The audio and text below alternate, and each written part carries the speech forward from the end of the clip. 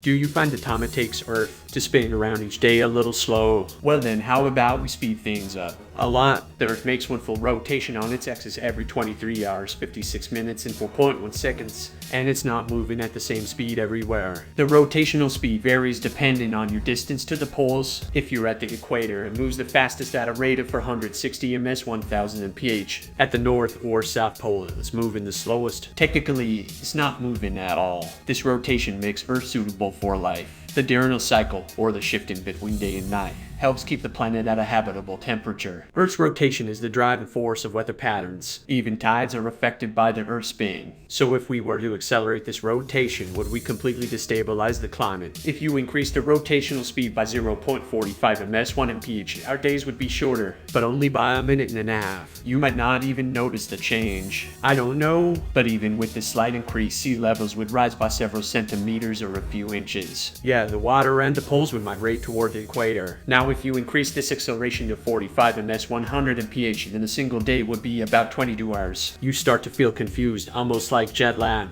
We'd also need to add a few more days to the year. But for sea levels, it would be a dramatic change. The world's oceans at the equator would rise as much as 9 to 20 and 30 to 65 fets. Places like New York, Venice, and Mumbai would be submerged. Millions of people would be displaced. Now if we doubled the current rotation speed to 920 ms to 1000 mph, disaster would strike. Water would cover everything except for the highest mountains, like Kilimanjaro or the highest summits of the Andes. Satellites orbiting the planet would be out of sync as they need to orbit at a speed that matches our rotation. This would disrupt communications, television broadcasting, and military operations. You would notice some significant weather changes. The air would be heavy with moisture. Dense fog, clouds, and constant rain would be the norm in regions near the equator. If you keep speeding things up at some point, you could fly off the planet. That's because the centrifugal force of the rotation would be enough to overcome the gravity keeping you on the surface. This would happen at a speed of 7,886 ms to 17,641 mph. You would experience reverse rain. Droplets of water would move upward in the atmosphere instead of falling. Now if you push the speed to 11,000 ms to 24,000 mph, the Earth's crust would begin to flatten at the poles and bulge around the equator. Enormous earthquakes would rattle the planet. There would be little chance that anything on Earth could survive. But if you were to crank the velocity up some more, brace yourself. Like to the speed of light, things would get wild.